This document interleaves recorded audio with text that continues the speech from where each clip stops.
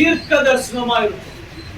இங்கிருந்து வருகிற வாழ்க்கைக்கு தீர்க்க தரிசனமா இருக்கும். கர்த்தாவே எங்களை உம்மிடத்தில் திருப்பிக் கொள்ளும். கர்த்தாவே உம்மிடத்தில் திருப்பிக் கொள்ளும்.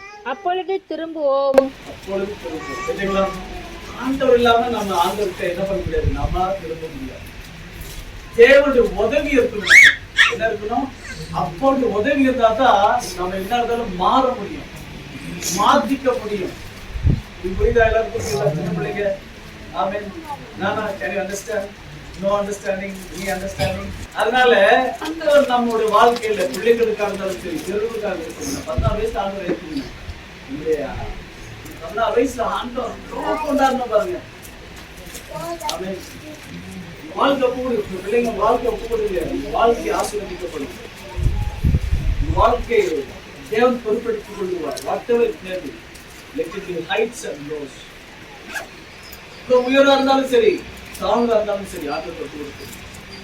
சில நேரத்துல பறக்கிற நேரத்துல நம்ம நினைக்கிறோம் நம்ம உச்சத்துல பறக்கிறோம்னு சொல்லி, ஆனா அங்க என்ன பிரச்சனை வரும் நமக்கு தெரியாது. மேல எதுவுமே இல்லை, ஆகாயத்துல எதுவுமே இல்லைன்னு சொல்லி நம்ம பறந்துட்டே இருப்போம். ஆனா அங்கதான் பிரச்சனையே ஏறும், உருவாக்கும். ஆண்டவர் தேட முடியாது. ஆனா கீழே இருக்கும் போதே, அடித்தளத்தை இருக்கும் போதே ஆண்டவர் பிடிச்சே வச்சுக்கல, மேல போகும் போது ஆண்டவர் கூட இருப்பார். எந்த பிரச்சனையும் உள்ளமும் தாக்காது, பறவைகளும் தாக்காது. எத்தனை பேர் ஆமென் சொல்றாங்க?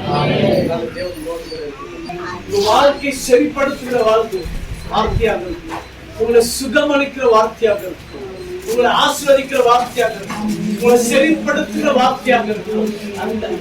அதனால என்ன சொல்ல வரேன்னா, don't bother who preaches from here. இந்த இடத்துல யார் preach பண்றாங்களா யோசிக்காதீங்க. யாரான இருக்கலாம், கர்த்தருடைய தாசர்கள். ஆமென். எல்லாரும் விட முடியாது. அதுக்காகவே ஊழியத்துக்கு அழைக்கப்பட்டவங்க தான் இந்த இடத்துல இருக்கணும். ஆமென்.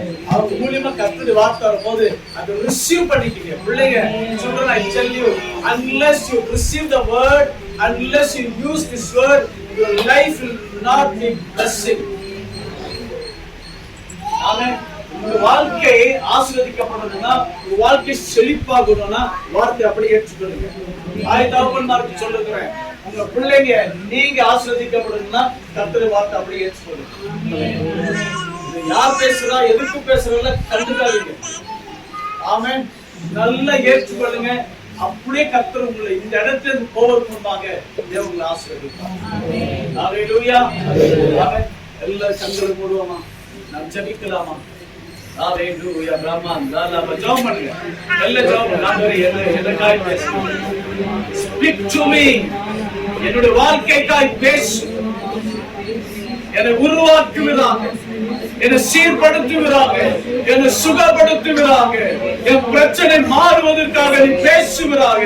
ஆண்டவரே தகப்பனே, ஒரு தீர்க்க தரிசனமான வார்த்தையை மாற்றுவீராக. மகனை மூடி மறைத்து கொள்ளும்படிக்காக, ஆண்டவரே அருமையான மகனை மூடி மறைத்து கொள்ளும்படிக்காக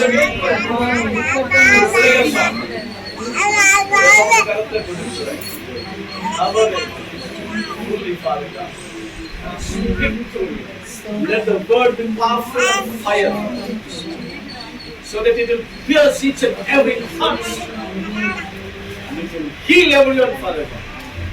Thank you for this day. அப்பராஜா உம்மை துதிக்க வந்துட்டாச்சா? அப்பா துதியின் மத்தியில வாசம் செய்கின்றேன் என் சர்வ வல்லமையுள்ள தேவனே, அப்பா உமக்கு ஸ்தோத்திரம். நாங்கள் ஏகமா துதிக்கும் போது இறைவனே மேகமே இந்த ஆலயத்தில் ஒரு மகிமை இறங்கணும், உம்முடைய அக்னி இறங்கணும், உம்முடைய பிரசன்னம் இறங்கணும். அப்பா ஒவ்வொருத்தப்பா அபிஷேகத்தை நிரப்புங்க.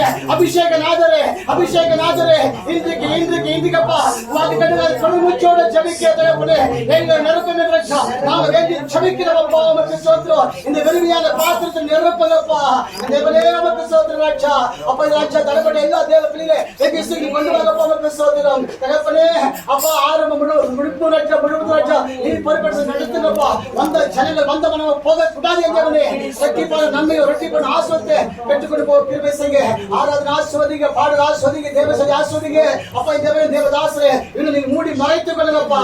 நீ பேச நாங்க கேட்கிறோம். அப்ப நீ ஒரு வார்த்தையை சொன்னால் போதுமப்பா, அது ஆகுமப்பா.